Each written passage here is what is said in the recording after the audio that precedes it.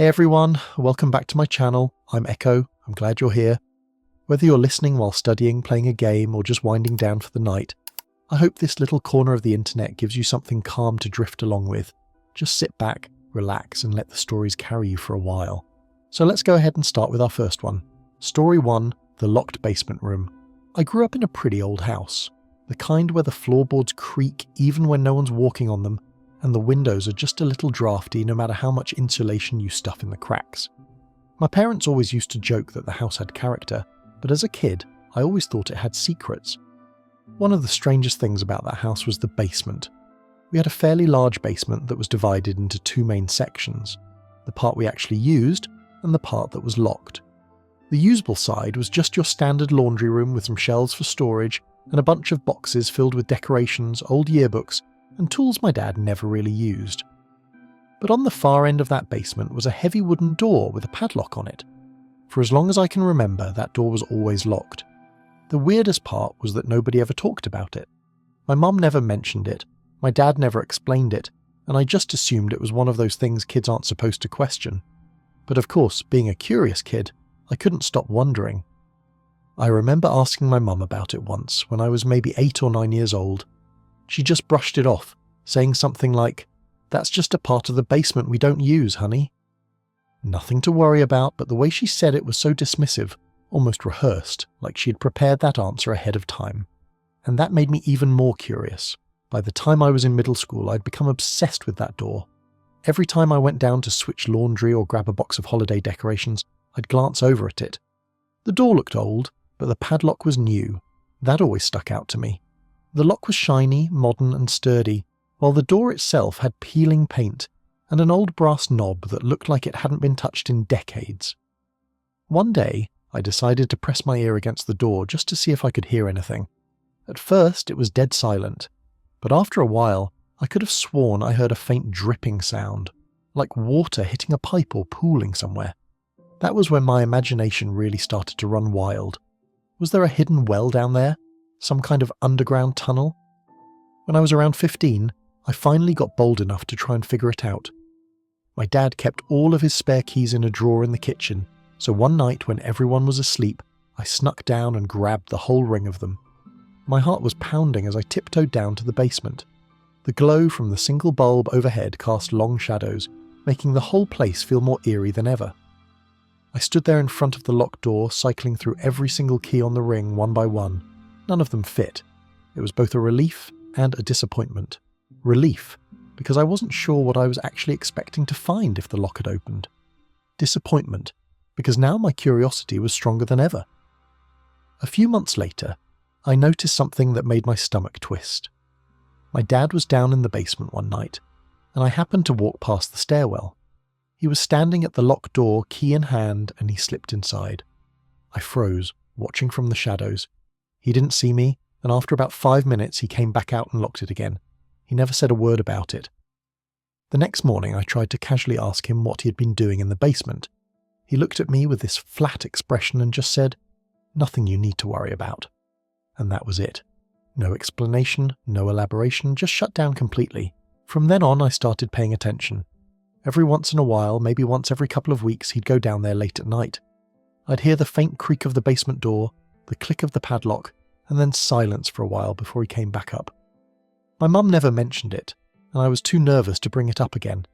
It wasn't until years later, when I was home from college for the summer, that I finally got the answer I'd been searching for. My dad was out of town for work, and my mum asked me to help her clean out some of the basement storage. We were moving boxes around, trying to make space, when she sighed and said, "Well, I guess it's time you know." She pulled a small separate key out of her pocket. It was old and worn, with a brass finish that had dulled over time. She walked straight to the locked door, unlocked the padlock, and swung the door open. Behind that door wasn't anything supernatural or terrifying like I had always imagined. It was a tiny room, maybe 6 by 8 feet, with shelves along the walls.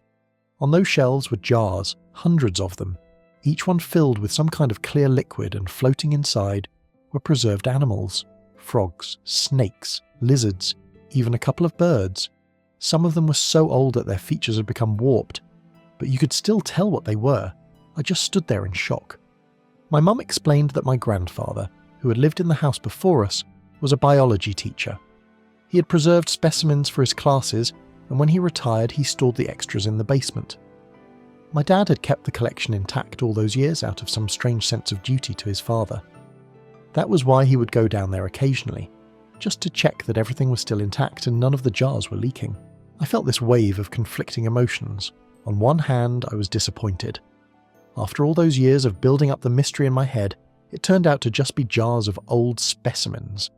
On the other hand, there was something so unsettling about it. The room smelled faintly of chemicals, and the sight of all those creatures floating in their glass prisons was haunting. To this day, I still think about that room sometimes. It wasn't a ghost story or a crime scene or anything out of a horror movie. But it taught me something important. Sometimes the truth behind a mystery isn't scary because it's supernatural. Sometimes it's scary because it's so human. And that wraps up our first story. Sometimes the things we wonder about for years aren't exactly what we expect, but they still leave a lasting impression. Next up, we've got another story that takes us in a completely different direction, but still carries that strange, lingering feeling. That last one lingered with me for a while, because sometimes the most unsettling truths aren't dramatic at all. They're quiet, tucked away, and almost mundane until you really sit with them. The next story I'm going to share feels different, but it also carries that strange sense of being pulled into someone else's private world. This one is about trust, family, and the way secrets can change the way you see the people closest to you. Story 2. The House Key. When I was growing up, my dad always had this habit of carrying way too many keys. His key ring was massive, full of keys that, honestly, I don't think even he remembered the purpose of. There were keys to old cars we didn't have anymore, locks from places we'd moved away from, even random padlock keys that jingled around with no clear home. But there was one key that stood out to me. It was small, brass-coloured, and always polished, like he went out of his way to keep it clean, and the strange thing was he kept it on a separate ring.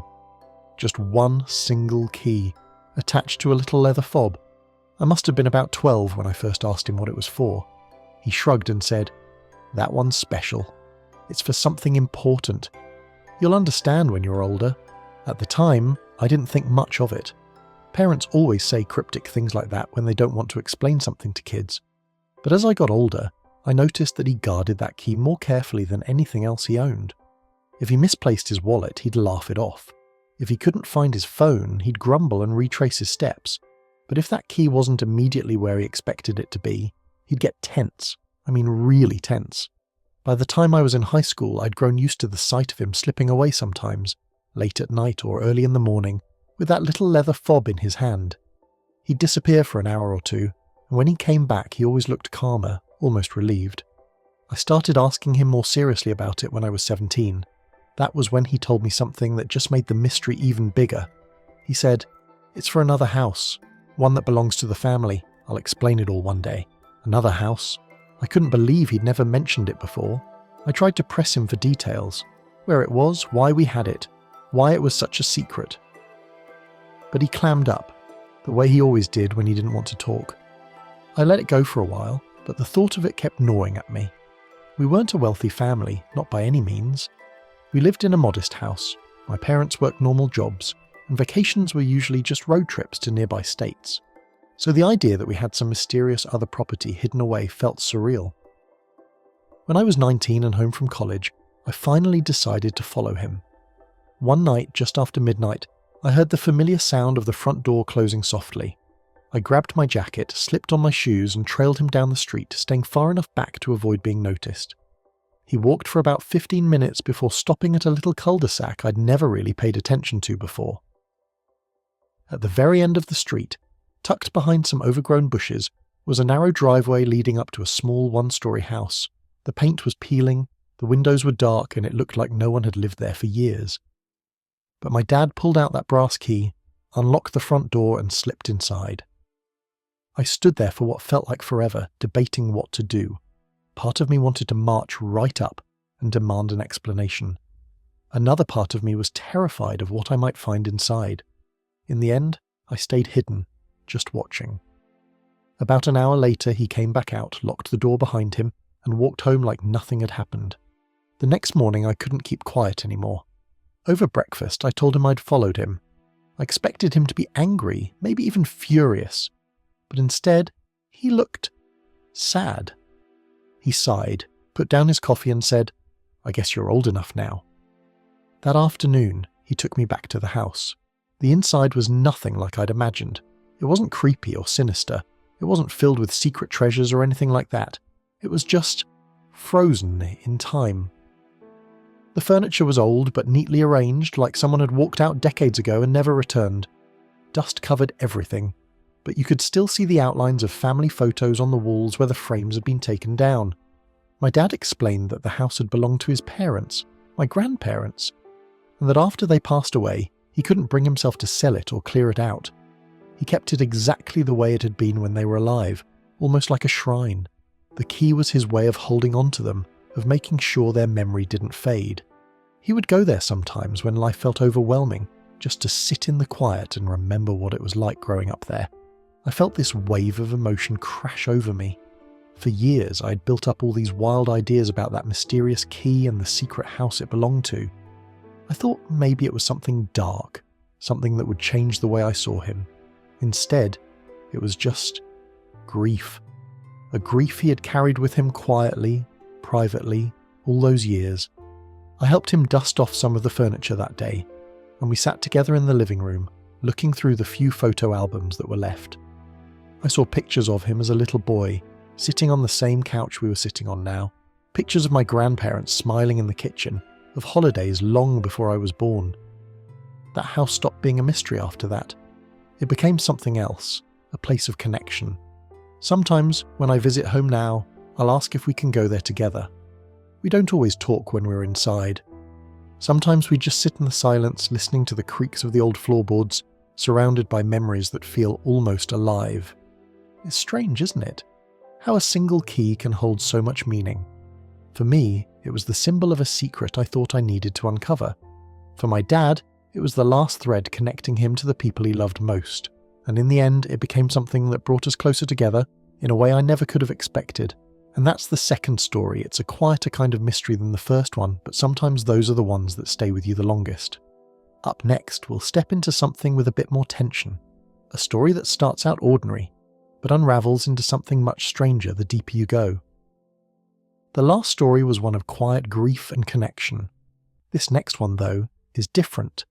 It's about those moments where your gut tells you something isn't right, and you can't let it go until you know the truth. Story 3, The Man at the Window. I used to rent a little one-bedroom apartment when I first moved out on my own. It wasn't anything fancy, just a small place on the second floor of a 3-story building. The rent was cheap, the neighbours kept to themselves, and for the most part I liked the independence.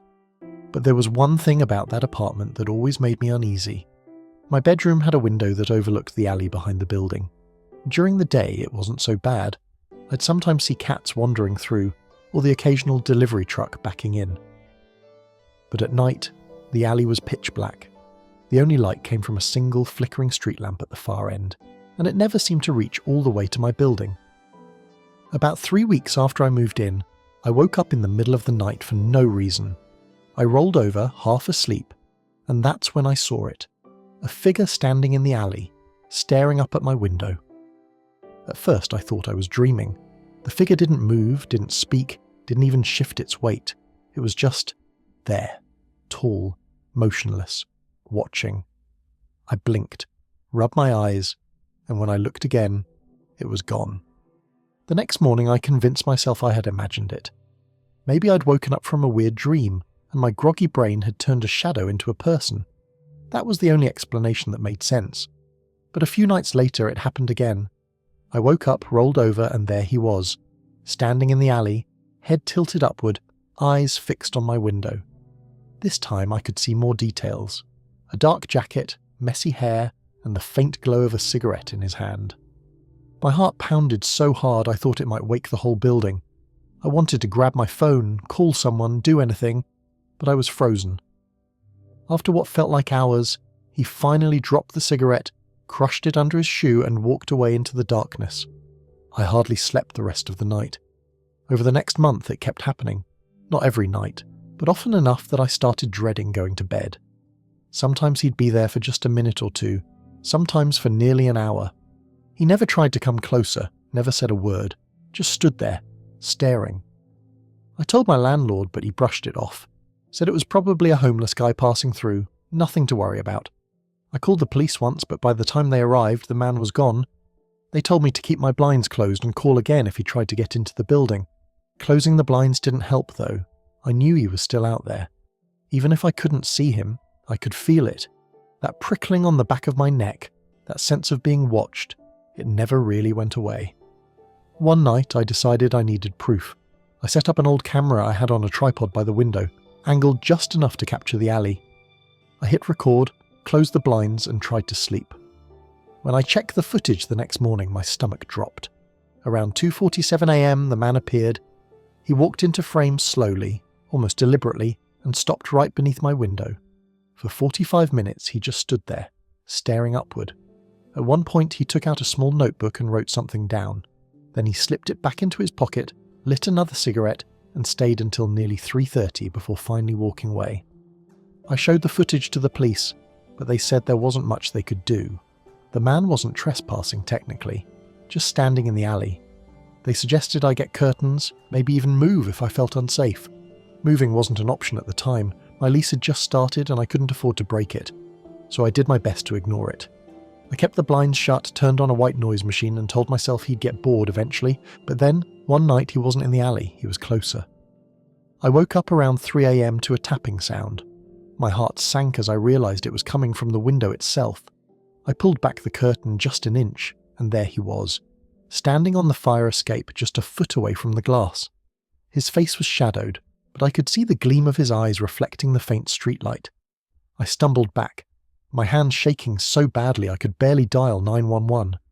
By the time the police arrived, he was gone. They searched the area but didn't find him. I begged them to take it seriously, to look harder, but they just told me to keep my windows locked and be careful. That was the last straw. I packed a bag and stayed with a friend for a week. When I finally went back to the apartment to grab more of my things, I found something tucked under my door. It was a single sheet of paper torn from a notebook. On it, in neat handwriting, were the words, "I like watching you sleep." I didn't go back after that. I broke the lease, lost my security deposit and moved halfway across the city.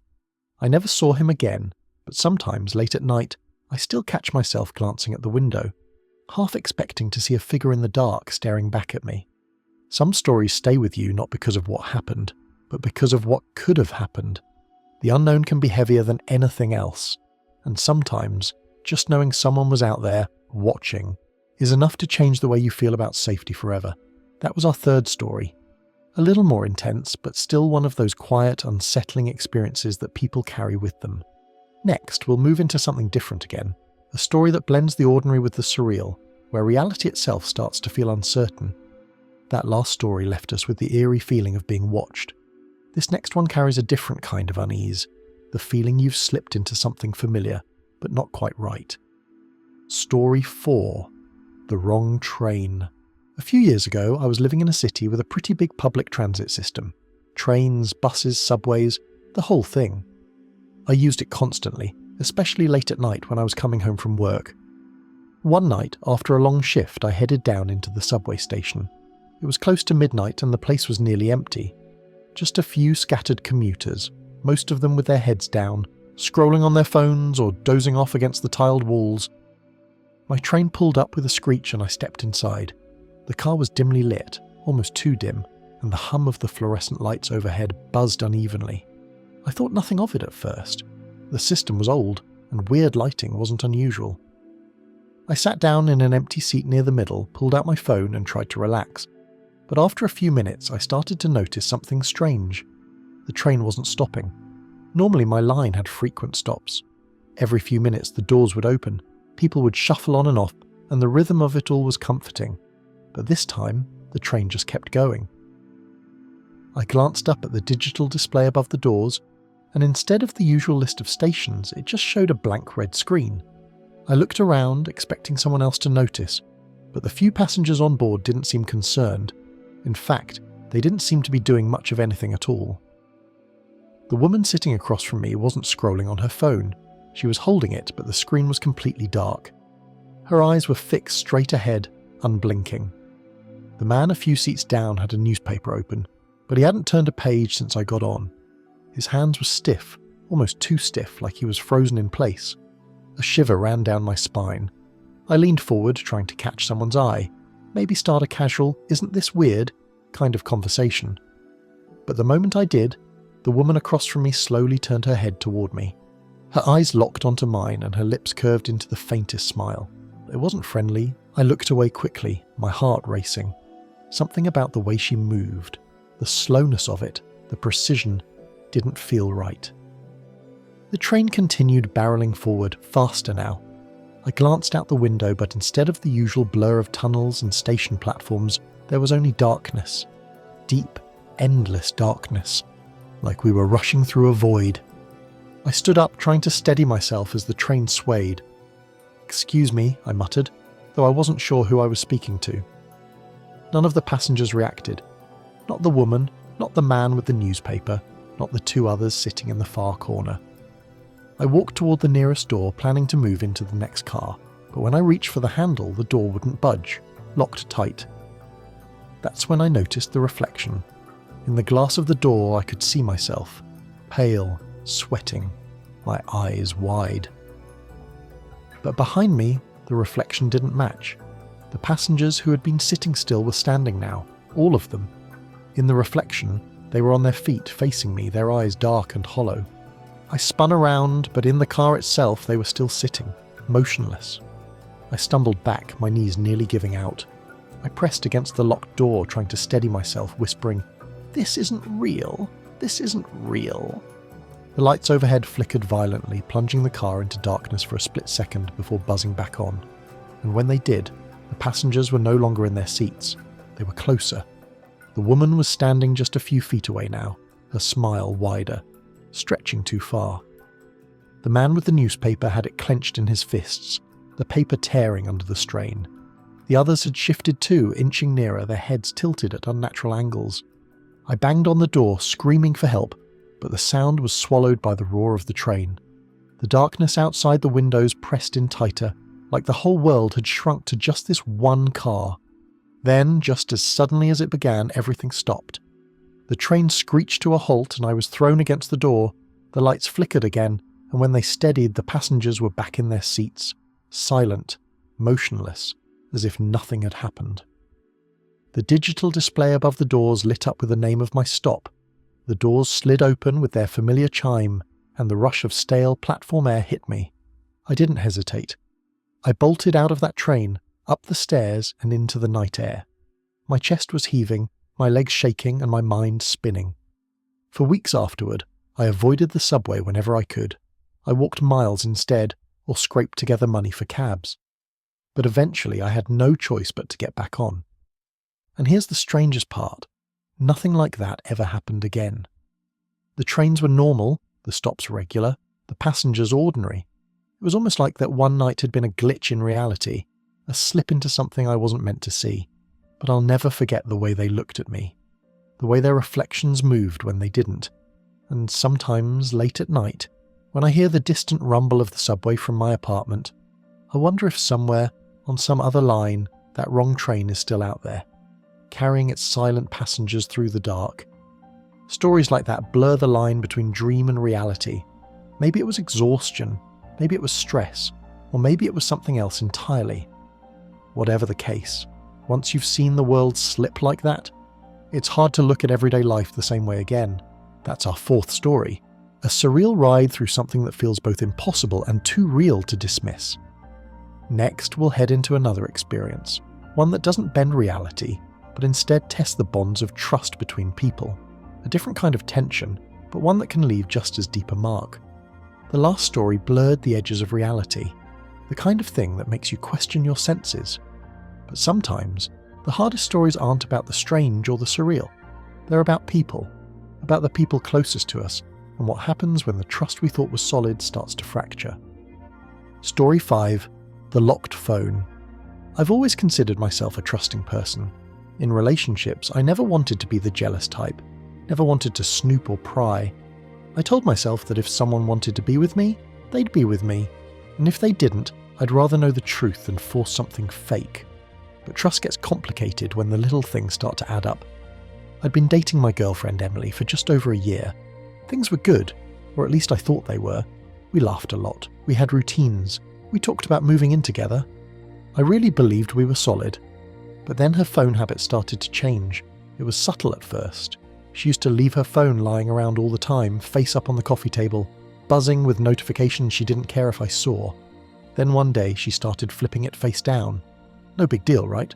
People do that. But then she added a new lock screen password, changed it again a few weeks later. She'd take her phone with her everywhere, even just to grab a glass of water from the kitchen. And when she got a message, she'd tilt the screen away from me like she was guarding it. I told myself not to overthink it. Maybe she just wanted privacy. Maybe it was work stuff, or conversations with friends she didn't feel like sharing. But deep down, I couldn't shake the feeling that something was off. One night, we were watching a movie on the couch when her phone lit up. I didn't see the name, but I caught a glimpse of the preview.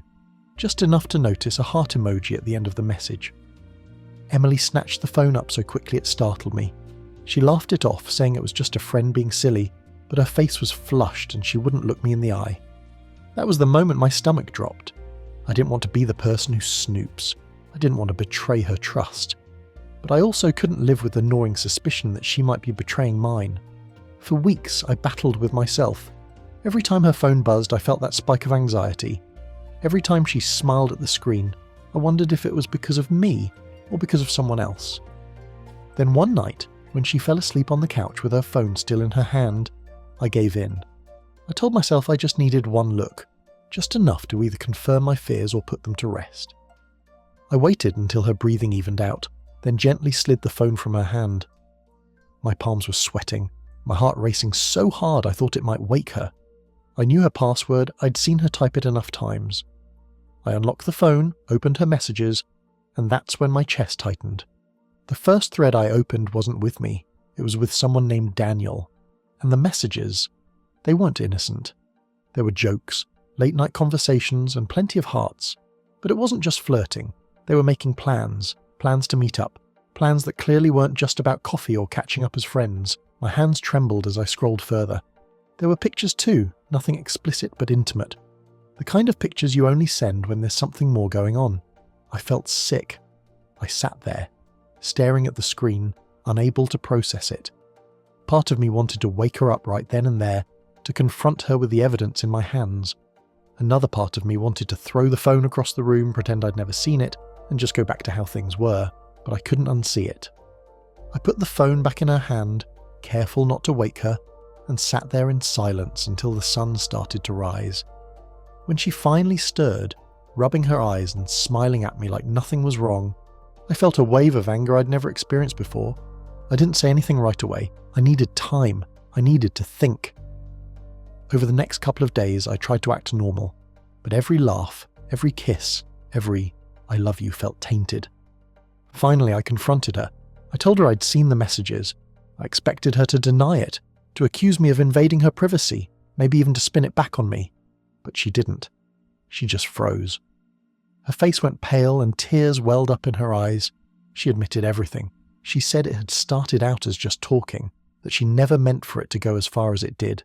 She said she didn't know why she did it, that she loved me, that she didn't want to lose me. She begged me to forgive her, and I just sat there, numb. I wish I could say I knew exactly what to do in that moment, but the truth is I didn't. Part of me wanted to walk away, to cut ties and protect myself from more hurt. Another part of me wanted to believe her, to give her another chance, to hold on to the relationship we'd built. In the end, I told her I needed space. I packed a bag and stayed with a friend for a while.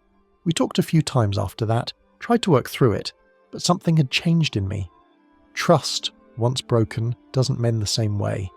You can tape it up, patch the cracks, pretend it's whole, but the fracture is always there, just beneath the surface.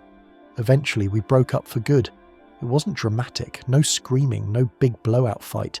Just two people sitting across from each other, realizing they couldn't go back to the way things were.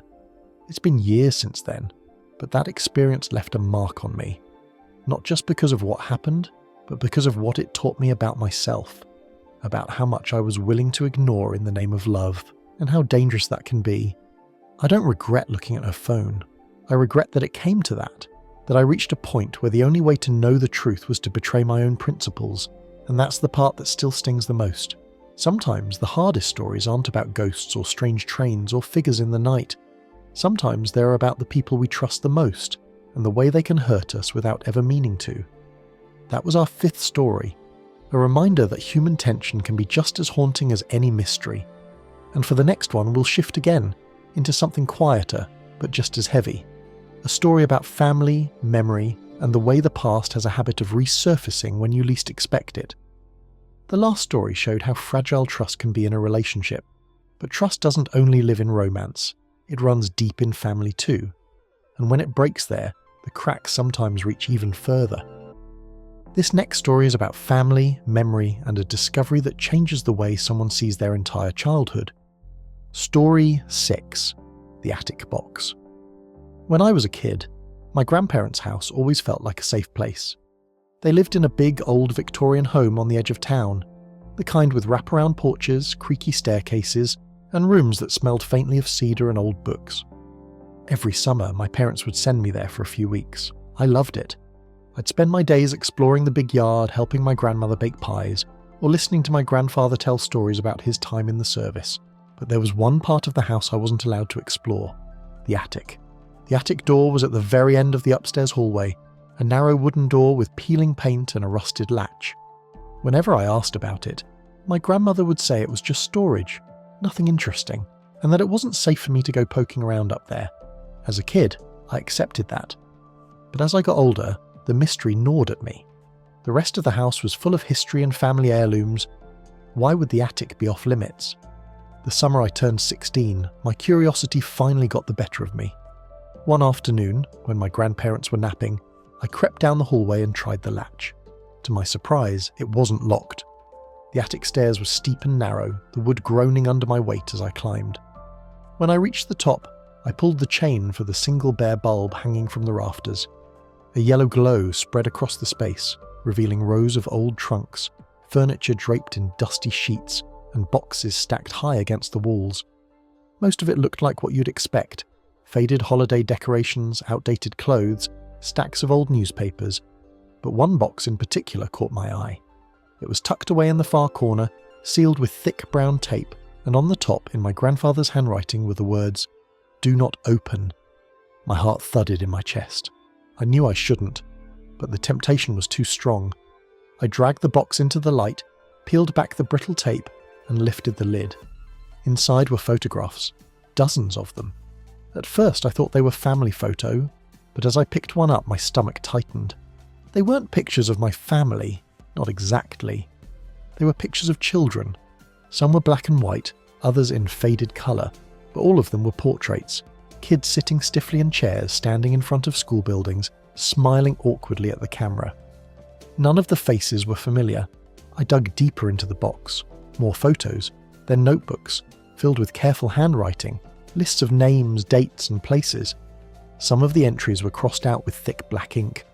I sat there, my hands trembling, flipping through page after page. Who were these kids? Why did my grandfather have all of this? I heard the creak of footsteps on the stairs behind me, and I nearly dropped the notebook. My grandfather was standing there in the doorway, his face pale and tight. "I told you not to come up here," he said, his voice low and hard. I stammered something. I don't even remember what. An apology, maybe. He walked over, closed the box, and without another word carried it down the stairs. That night at dinner, no one spoke of it. My grandmother smiled and asked about my day like nothing had happened. My grandfather barely looked at me. The silence pressed down so heavy I thought I might choke on it. When I got home after that summer, I couldn't stop thinking about it. I tried to push it to the back of my mind, but the images haunted me. The children's faces, the careful lists of names, the sharp look in my grandfather's eyes. A year later, my grandfather passed away. At the funeral, relatives shared stories about his kindness, his humour, his devotion to the family. I wanted to believe all of it, but the attic box gnawed at me. A few weeks later, while helping my grandmother sort through his belongings, I finally asked her about it. She froze, her hand still clutching a stack of papers. For a long moment I thought she might deny it, but instead she let out a sigh and said, "He never wanted you to know." She told me my grandfather had worked for years as a social worker long before I was born. Those photos, those names, those lists, they were the children he'd worked with. Kids from broken homes, kids in foster care, kids who had slipped through the cracks. Some of the names were crossed out because those children hadn't made it. The box wasn't a secret because of something sinister. It was a secret because of the weight of it, the grief, the responsibility, the memories he couldn't let go of. He carried them with him, my grandmother said softly, every one of them. He wanted to remember their faces so they wouldn't be forgotten. I felt tears sting my eyes. For years I had built up this dark, twisted idea of what that attic box might mean, and the truth was so much heavier. It wasn't evidence of something terrible. It was evidence of compassion, the kind that leaves scars. I never looked at my grandfather the same way again. Not as the cheerful man who told funny stories and carved wooden toys for me in the garage, but as someone who had carried the weight of dozens of children's lives on his shoulders and who chose to bear that burden in silence. Sometimes the past doesn't resurface because of secrets or lies. Sometimes it comes back because memory refuses to let go, even when it hurts. That was our sixth story, a reminder that the things we hide away aren't always sinister. Sometimes they're just too heavy to share. Next, we'll shift again.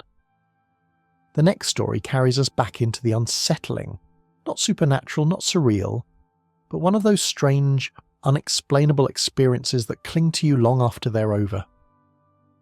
The last story showed us how memory can weigh on someone quietly, hidden away until it's discovered. This next story is different. It's about those moments where you can't explain what's happening. Moments that make you feel like reality itself has slipped just slightly out of place, leaving you to wonder if anyone would even believe you. Story 7. The Second Apartment. When I was 24, I moved into a new apartment. It was nothing fancy. Just a one-bedroom in a decent neighbourhood, the kind of place you rent because it's affordable and not falling apart. At first, everything seemed normal. The walls were freshly painted, the appliances worked, and the landlord seemed nice enough. I settled in quickly, unpacking my boxes and trying to make the space feel like home. But from the very first night, something felt off. It started with the light in the hallway. No matter how many times I replaced the bulb, it kept flickering. Sometimes it would dim slowly, like someone was twisting a dimmer switch, then brighten again. Other times it would stutter in sharp bursts. I checked the wiring, called the landlord, even had an electrician look at it, but no one could find anything wrong. I told myself it was just an old building quirk. Every place has them. But then there were the sounds. Late at night, when everything was quiet, I'd hear footsteps in the apartment above me. Heavy, deliberate steps that paced back and forth. The strange thing was, the unit above mine was empty. I knew because I'd asked the landlord about it when I moved in. He said the tenant had moved out months ago and no one new had signed the lease yet. At first, I thought maybe he was lying. Maybe someone was squatting up there. But every time I brought it up, he insisted the place was vacant. And then the dreams began. They weren't like normal dreams. They were vivid, detailed, and always set in the same place. My apartment. Except it wasn't quite my apartment. The layout was the same, but the walls were a dingy yellow instead of white. The carpet was stained and worn. The air felt heavy, damp, like the whole place had been abandoned for years. In those dreams, I wasn't alone. There was always someone else in the apartment with me. I never saw their face clearly, just a shadow moving from room to room, always just out of reach. Sometimes I'd wake up with the echo of a voice in my ears, whispering words I couldn't quite make out. I brushed it off as stress at first. Moving is hard, and my job wasn't exactly easy either. But the dreams kept happening, night after night, until they started to bleed into waking life. One evening I was sitting on the couch when I noticed something strange. The hallway looked different. The paint, which I knew was white, looked yellow in the dim light. The carpet seemed darker, dirtier. I blinked, rubbed my eyes, and it was back to normal. It happened again a few days later, this time in the kitchen. I opened the cupboard to grab a glass, and for a split second the inside looked old and rotted, the shelves warped and splintered. Then, just like that, it was normal again. I started to wonder if I was losing my mind. But then came the night that changed everything. I'd just gotten home from work, exhausted, and I collapsed onto the couch. I must have dozed off because when I opened my eyes, the apartment was wrong again. The walls were yellow, the carpet stained, the air heavy and damp. Except this time, I wasn't dreaming. I sat up slowly, my chest tight, every instinct screaming that something was wrong. I grabbed my phone, but the screen wouldn't turn on. No matter how many times I pressed the button, it stayed dark. I stood, my legs shaking, and that's when I heard it. Footsteps in the hallway. Slow, heavy, deliberate, coming closer. "Hello," I called out, my voice trembling. The footsteps stopped. I took a step toward the door, and that's when I saw him. A man standing at the end of the hallway. He was tall, thin, dressed in clothes that looked decades out of place. A worn suit, a tie hanging loose around his neck. His face was pale, almost grey, and his eyes were dark hollows. He didn't move, didn't speak, just stood there staring. My heart pounded so hard I thought it might burst. I stumbled back into the living room, and when I looked up again, he was gone. I don't remember much after that. Just flashes. The sound of the light flickering, the walls closing in, the air so heavy I could barely breathe. Then, suddenly, I was awake again. On the couch. The apartment normal. My phone lighting up with notifications. I wanted to believe it had been a dream, a hallucination, anything but real. But the next morning, when I opened the cupboard in the kitchen, there was something sitting on the shelf that hadn't been there before. A glass, old, chipped, and covered in a thin layer of dust. I moved out 2 weeks later. I've told this story to a few people, but most of them just laugh it off. They say it was stress or sleep paralysis or an overactive imagination. Maybe they're right. But sometimes, when I'm lying awake at night, I wonder if there's another version of my apartment out there. A second place, overlapping with mine, just waiting for me to slip back inside. That was our 7th story. Eerie, unexplainable, and unsettling in a way that lingers long after it's told. That last story lingered in that space between what we can explain and what we can only feel. This next one is quieter, more human, but it still carries that same echo. The kind that stays with you when the room goes still and the only sound left is your own breath. Story 8. The Night Switchboard. I used to work the overnight shift at a small town hospital switchboard. It wasn't a glamorous job and it didn't pay much, but I liked the quiet. I liked the way the building felt different after midnight. The halls dim, the air cool, the voices hushed. The day belonged to doctors and administrators and visitors in clattering shoes. The night belonged to the ones who couldn't sleep and the ones who stayed with them. The switchboard was an old desk with a panel of blinking lights, each one tied to a line. When a call came in, a light blinked. I pulled a cord, connected it to the right jack, and routed the caller to wherever they needed to go. ERICU, the nurses' station on 3 East. Maintenance, security, you name it. Most of the time it was simple. A worried spouse, a confused relative, a delivery driver with the wrong address. But there were other calls too. Calls where the voice on the other end sounded like it had been wrapped in cotton. Calls where the words arrived as if they'd travelled too far to make sense. I stopped trying to define what made those nights different. I just learned to listen a little more carefully when the hour drifted past 2. I'd started that job a month after my dad died. I didn't mention it to anyone at work because I didn't want their pity, and I didn't want to turn into someone who brought sorrow with them like a jacket they forgot to take off. But the night has a way of pulling the seams loose, and sometimes I'd find myself thinking of him between calls. The way he'd hum without realising, the way he'd ask if I'd eaten, the way he never let a goodbye hang without adding drive safe. Maybe it's not surprising that those were the nights when the strange calls stood out more. Maybe it's just that grief changes your hearing. The first call that stayed with me came on a Tuesday, 12 minutes after 2 a.m. I know the exact time because I wrote it down in the margins of the logbook. We were supposed to mark unusual calls in case administration asked questions later, though in the months I worked there, no one ever did. The light for the main line blinked twice. I plugged in.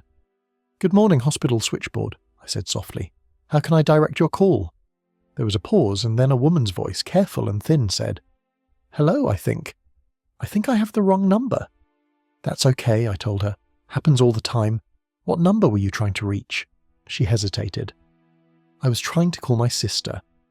I was halfway through offering to look up an outside number when she added in a small rush, "She's here, I think." She said she'd be here, but I don't know where here is. I felt myself sit up straighter. Do you mean here at the hospital? Another pause. I could hear something in the background, not a TV, not music, more like air moving through a vent in a quiet house. I don't know, she said. She told me not to worry. But it's hard not to. I kept my voice soft. I can try to help. Can I ask your sister's name? She told me. The name was plain as bread. The kind you'd never expect to carry the weight it did inside my headset. I pulled the census list closer. At night, every unit sends down a printout. I scanned the names, my finger moving down the page. She wasn't on our lists. I don't see her admitted, I said gently. She might be at another facility, or maybe she's at home resting. Sometimes people come in and then go home before. She wouldn't go home, the woman said, and her voice went thinner, like a thread pulled through fabric. She doesn't like to be alone when she can't breathe. I took a breath I hoped she couldn't hear. Okay, let me try something else. Do you know the city she's in? Here, she whispered again, as if the word itself might tell me. Then she added, She said you would know. I didn't, and I told her so, and I asked a few more questions I knew probably wouldn't help, and then we ran out of things to say to each other. She thanked me for trying. Her thank you sounded like someone stepping carefully on old stairs. When I disconnected the line, I stared at the blinking panel and felt something I didn't have a word for. The next night, just after 2, my main line blinked twice. The same way, I plugged in. Hospital switchboard. Hi, the woman said. It's me again. I should have asked her for a last name, for a callback number, for something concrete to pin the conversation to. But the quiet of the building held me. You're trying to reach your sister, I said instead. Yes. We don't have her admitted, I said. Gentler than the night before, felt like it deserved. Would you like me to try the ER? Sometimes names aren't on the... No, she said. Not there. I waited. I could hear the air vent sound again. I imagined a kitchen with the lights off, a phone on the wall, a woman standing with her hand on the cord, listening like the room might answer her back. I don't think I'm supposed to call, she said, almost to herself. But it's hard not to. We spoke for a minute or two, not about anything specific. She asked what the weather was like outside my building. I told her the parking lot lights made the frost look like sugar. She said that sounded nice. When we ran out of small things to place between us and whatever sat behind the call, she thanked me again and hung up. The third night, it was 2:03. Same 2 blinks. Same voice. This time I asked for her name, and she gave it. I asked for her sister's birthday, and she hesitated, like she had to count backwards through the years.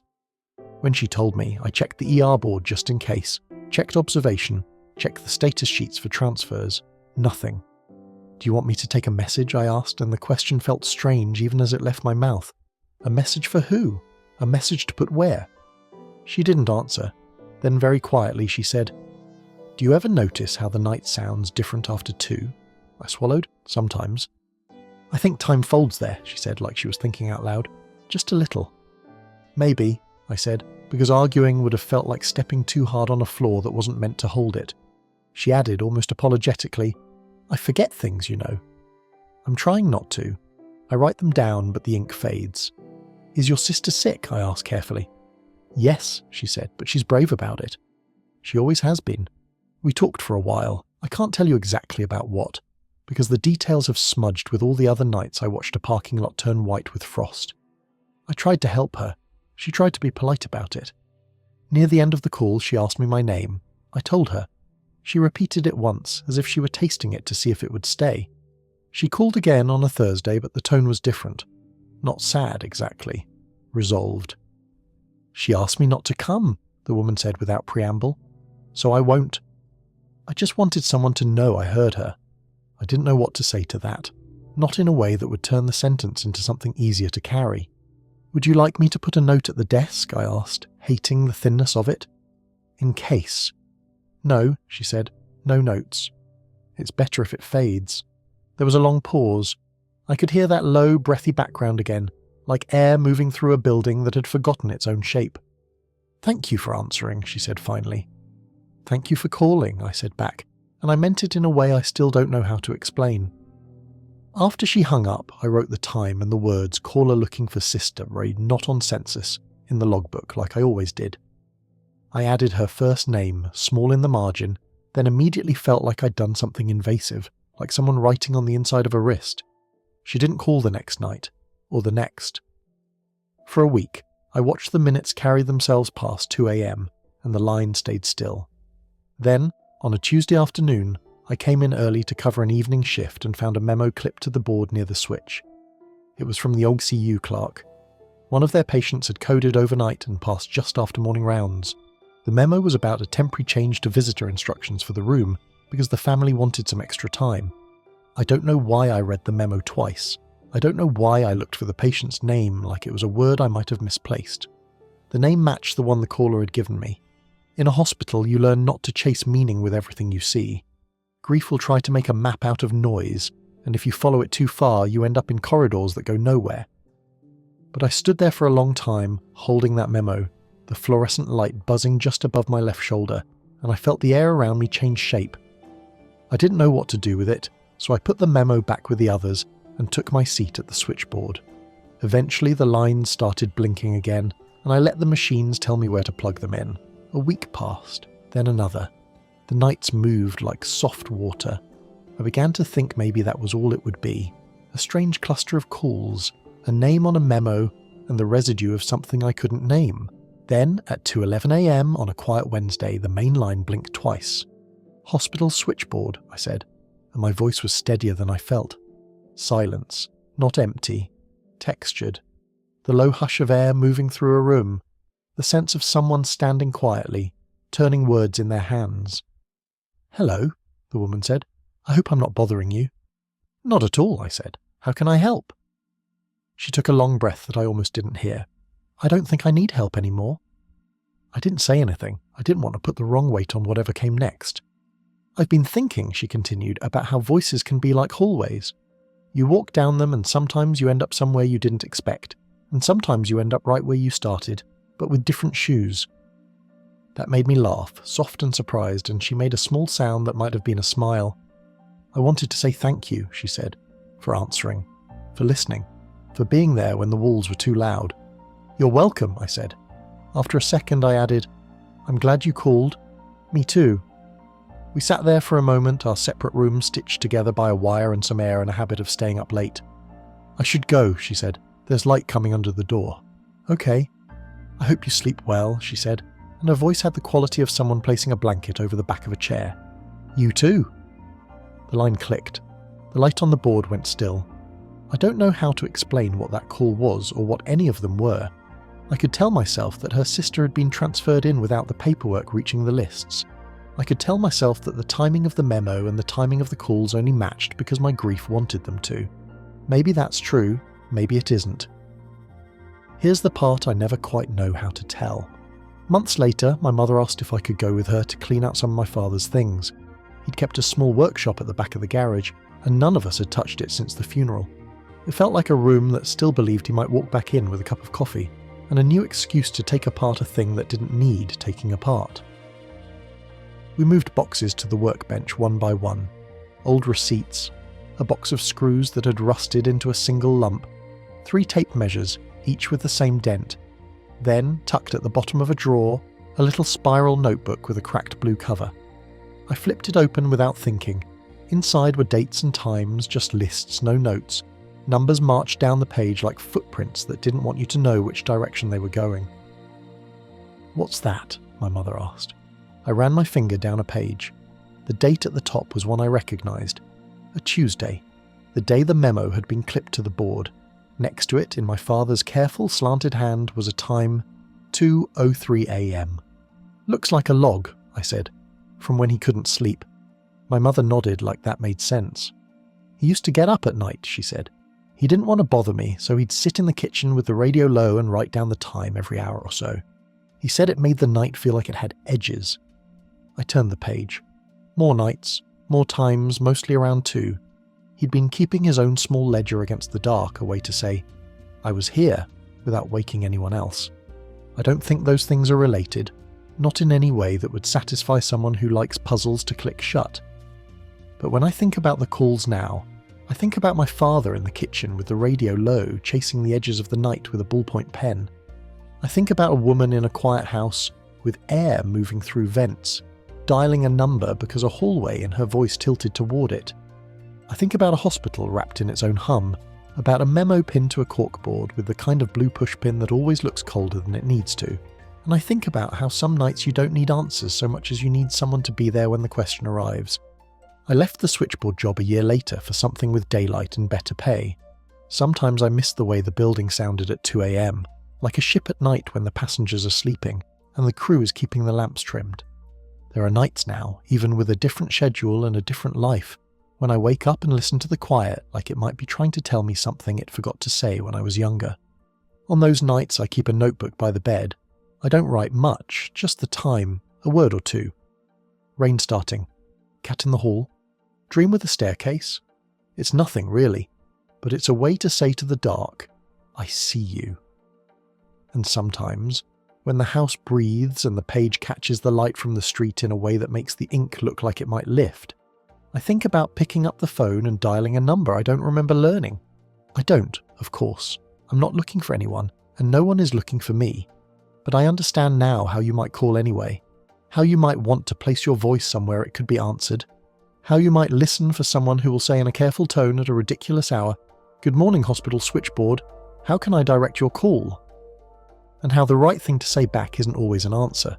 Sometimes it's just, thank you for being there, even if that's not what the job description says you do. The last story was about voices reaching out across the night, sometimes for no reason except that someone needed to know they weren't alone. For this final one, we'll linger in that same space, the quiet unease of things you can't explain, and the comfort of knowing you carried it with you anyway. Story 9. The Room at the Motel. When I was 21, I took a road trip with a friend across the Midwest. It wasn't planned, not really. We just loaded up her old sedan with snacks, a couple of maps, and more energy than sense. On the third night, somewhere in Nebraska, we were too tired to keep driving. The highway stretched on in flat ribbons of blacktop, and the radio had been cutting in and out for hours. When we saw a glowing vacancy sign ahead, we pulled off without thinking. The motel was the kind you'd expect in a town too small to name. A single row of doors facing the parking lot, a faded office with a buzzing Coke machine, and a clerk who barely looked up when we paid in cash. He handed us a key on a heavy brass ring. Room 6. Inside, the room smelled faintly of bleach and something sweeter, like old flowers. The carpet was thin, the bedspread patterned in a design that had probably looked outdated 20 years earlier. Still, it was clean enough and we were too exhausted to care.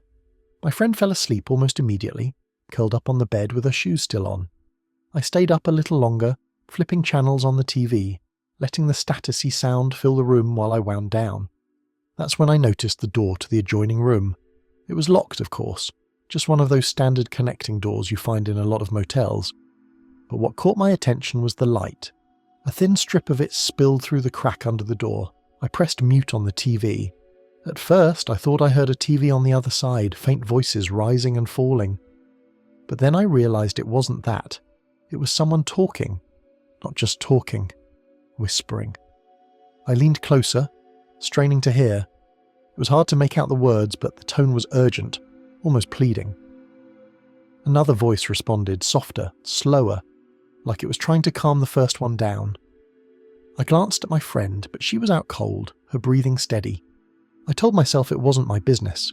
Motels are full of people with their own stories, their own reasons for being where they are. But I couldn't shake the unease that crept into my chest. The whispers went on for nearly half an hour, then suddenly silence. I waited, holding my breath. Then, a knock, not on my door, on the connecting one. 3 soft taps. I froze. Another knock, louder this time. I backed away from the door, my heart racing.